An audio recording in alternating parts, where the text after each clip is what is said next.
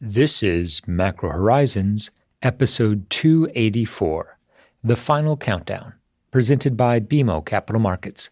I'm your host, Ian Lyngen, here with Ben Jeffery and Vail Hartman to bring you our thoughts from the trading desk for the upcoming week of July 29th. And as the market counts down the days to the first rate cut, still on track for September, we're reminded of the final countdown into the end of this year's Institutional Investor Survey. Polls close on Friday, August 2nd, and we would truly appreciate your support.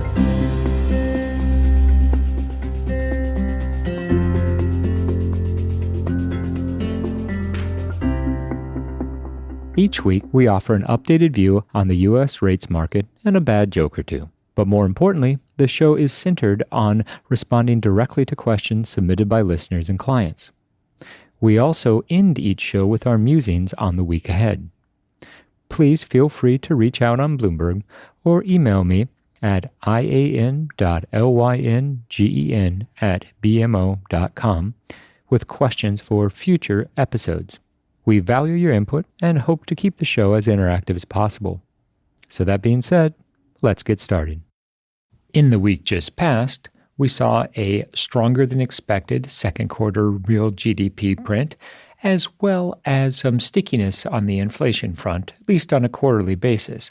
All of this did little to dissuade the Treasury market from continuing to press the front end of the curve towards lower rates, and, perhaps more importantly, the re-steepening of the 2s-10s curve appears to have found some momentum and motivation, with 2s-10s up against the cycle highs. Now, taking a step back as we contemplate the balance of the summer months, it goes without saying that the political climate will matter, and as the Harris versus Trump presidential race begins to pick up, we anticipate that there will be tradable headlines, if nothing else.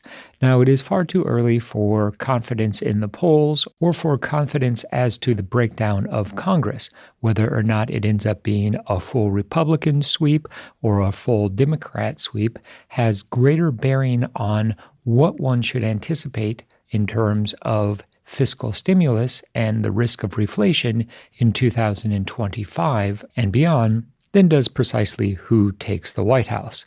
All of that being said, we're certainly cognizant that the race to be commander-in-chief will dominate the headlines and the media cycle.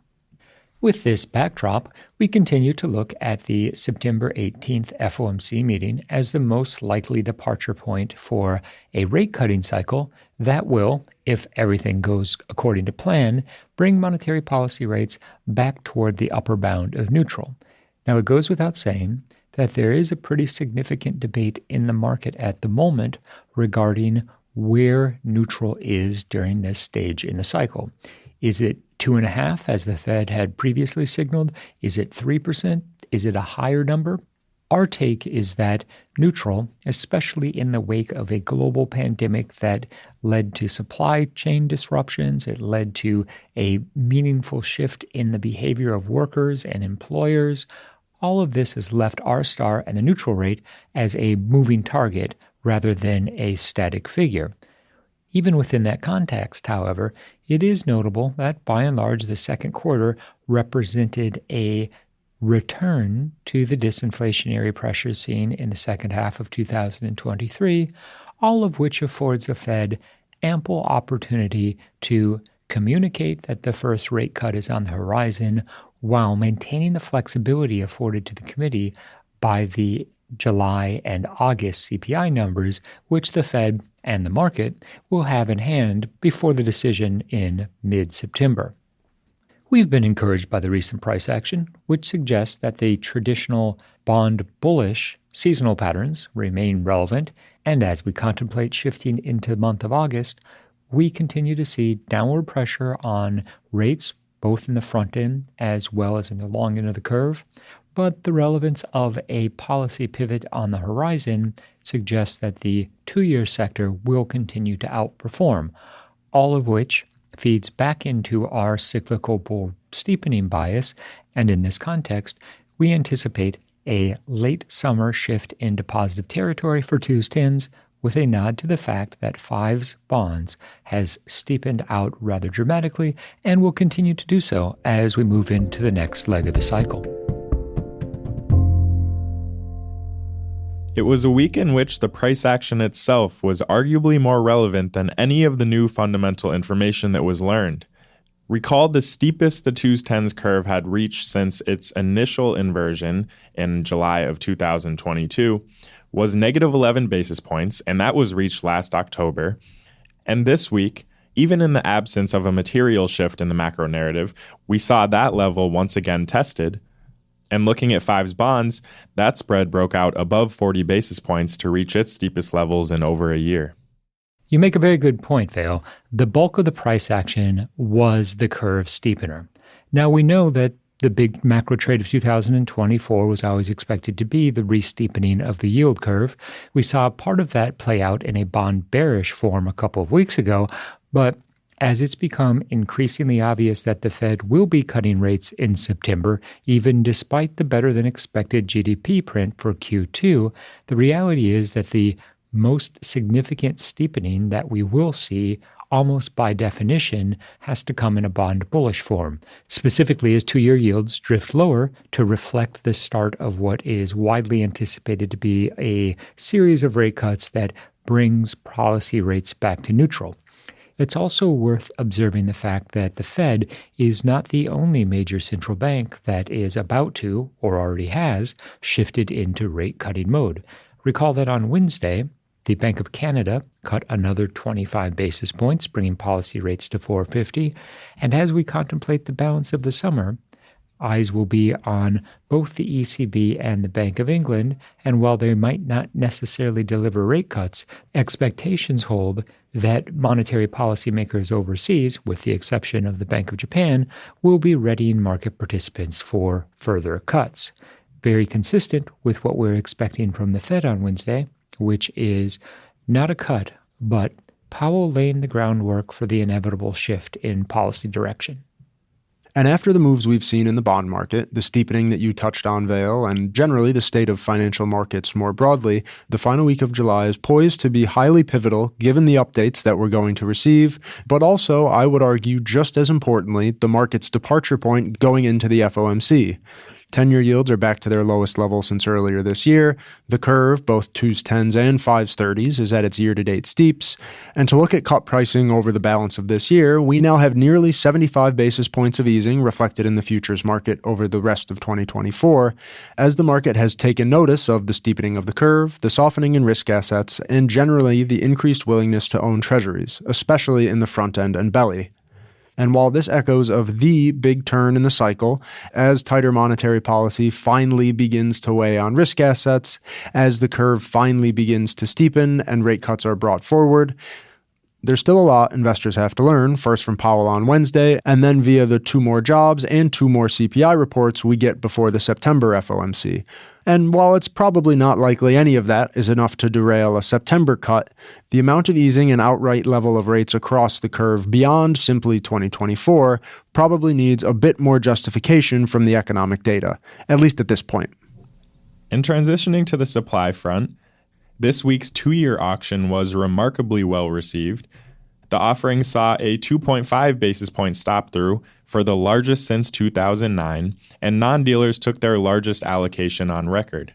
The strong takedown is consistent with the idea that there is ample cash in the front end, and as it appears that we are approaching an inflection point in the policy cycle, there's been a greater willingness to move a bit further out the curve into the coupon space, bringing in a stronger bid for 2s.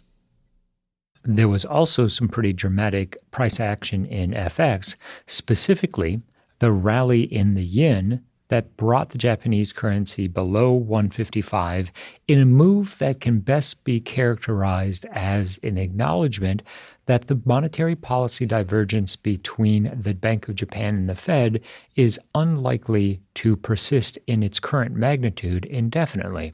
Now, there's an argument that that was also accompanied by pretty significant buying in treasuries from the region, although it will be a couple weeks before we have solid data confirming that observation.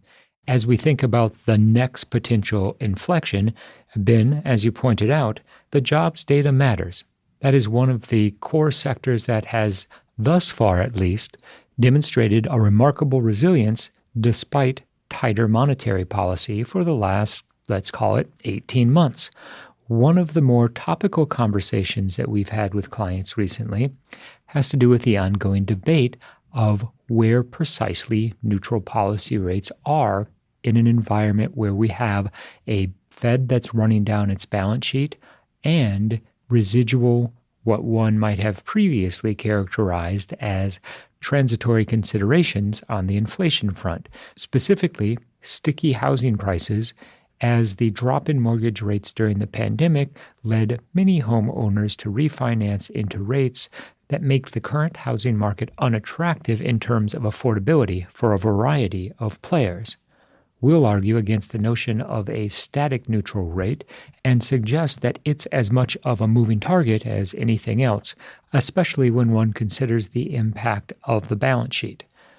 Recall that in the beginning of 2023, while the Fed was shrinking its balance sheet, the debt ceiling debate resulted in the Treasury's general account being run down to the magnitude of roughly $600 billion. So, for all intents and purposes, the debt ceiling created a version of QE at a moment where the FOMC was engaged in QT. It wasn't until the middle of 2023, when the debt ceiling was suspended yet again, that we saw bill issuance increase in earnest to replenish the TGA, and what had been an offset to QT effectively turbocharged QT during the third quarter. It's not surprising then that despite the fact that there was not any rate increases during the second half of 2023, inflation slowly started to cool, and the disinflationary pressures that we're now seeing yet again in the second quarter really begin to take hold. All of this is a long way of saying when introducing the balance sheet as a monetary policy tool, estimates of what neutral is become more art than science. And in the discussion around neutral, it's also important to highlight the price action that we've seen in the TIPS market.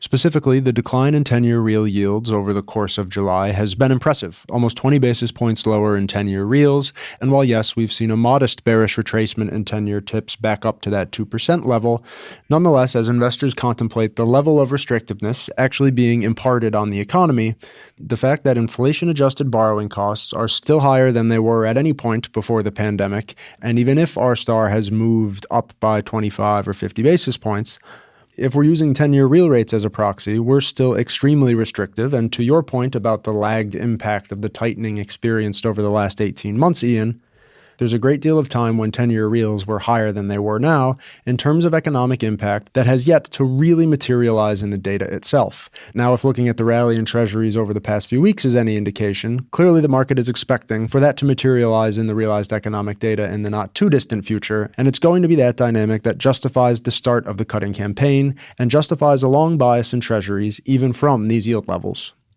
And as you alluded to, Ben, there's an important distinction between going from a restrictive policy stance to a slightly less restrictive policy stance. And that affords the Fed plenty of flexibility as long as they continue to characterize any potential rate cuts as reducing restriction as opposed to being accommodative. And without the backing of a material spike in the unemployment rate, or an economic slowdown of some significance, then the most that one should anticipate from monetary policymakers is less restriction and not accommodation. And let us not forget that Wednesday also holds the Treasury Department's update on its quarterly borrowing needs via the August refunding announcement. And along with so many things that have changed over the course of 2024, it's been illustrative that the supply angst that began in earnest last year at the August refunding announcement, with that big bear steepening of the curve, that accompanied higher financing estimates and larger than expected coupon auction size increases, now as the realities of the macro cycle have continued to play out, and Treasury auction performance generally has exemplified a global investor base that's still willing to buy treasuries, The calls for higher rates as a function of the massive amount of Treasury supply that's hitting the market has ebbed. And sure, 10-year yields are not at 2%, but nor have very large 10, 20, and 30-year auctions catalyzed a repricing to 5 or 6% 10-year yields on a sustainable basis. After all, when the global economy is starting to show signs of slowing, if recent market moves are any indication, Treasury auctions are still going to bring out buyers. And let's face it, at this moment, what the Treasury Department needs is buyers for Treasuries. In the week ahead, there are really three major events that will be competing for the slot of the most relevant. First and foremost will be the FOMC rate decision. We do not expect that the Fed will cut rates on Wednesday, nor do we anticipate a great deal of changes in the FOMC's statement. The aspect of the event that holds the most market-moving potential will be Powell's press conference. Assuming that there's no rate hike, which again is our base case, Powell will want to begin to lay the groundwork for the Fed to move on the 18th of September. Admittedly, we still have 2 months' worth of CPI between the FOMC's decision in July and when they meet again on the 18th of December. That being said, at the moment, the data is behaving close enough to what the Fed would need to see that one's baseline expectation should be a cut in September. When we look at the market's pricing of such an eventuality, we can see that investors are equally as convinced that September will be the departure point for a rate-cutting cycle of some significance. The second event on the horizon is the combination of Monday afternoon's release of the Treasury's borrowing estimates and then, of course, Wednesday morning's refunding announcement. Within the refunding announcement, we're expecting $58 billion 3 years, $42 billion 10 years, and $25 billion 30s. These numbers are consistent with the Treasury Department's prior signaling that coupon auction sizes have reached a plateau, at least for the time being, and any fluctuation in borrowing needs from the federal government will be absorbed in the bill sector. Of course, anything that comes out of the official communications that suggests that Yellen's opinion on this topic has shifted will be a tradable event. That being said, we anticipate that the Treasury Department will favor stability over flexibility, at least for the next several quarters. The third and final event of relevance comes in the form of Friday's release of non-farm payrolls. We'll be watching specifically the unemployment rate, which is currently expected to be unchanged at 1.4%, for any evidence that there has been an acceleration of the upward pressure on the unemployment rate as the incoming data has continued to show that the bottom two quartiles of consumers are struggling at a moment where the upper quartile certainly continues to consume apace, and given the still lofty asset price valuations and the ongoing gains in home prices, it's difficult to imagine that the upper quartile won't remain on relatively stronger footing for the foreseeable future. That doesn't, however, exclude a spike in the unemployment rate that then subsequently undermines consumer confidence and leaves the second quarter's strong spending profile as the outlier, not the new norm for 2024 and beyond. Given the cross-currents that we expect will emerge from these three major events, we'll continue to focus on the shape of the yield curve, with 2s, 10s drifting back into positive territory over the course of the next several weeks, and a downward bias on 10 and 30-year rates, albeit not as dramatically as we're anticipating in the front end of the curve, as 2-year yields are primarily a function of near-term monetary policy expectations, and as the market is increasingly convinced that the Fed is about to start a cutting campaign, we would expect the bid in 2s to extend. We've reached the point in this week's episode where we'd like to offer our sincere thanks and condolences to anyone who has managed to make it this far. And with the final week of the II survey upon us, we would like to extend our appreciation for everyone who has already voted, as well as for those unable to get a ballot but still suffering through the process. The good news is that the telethon is almost over. Operators are still standing by.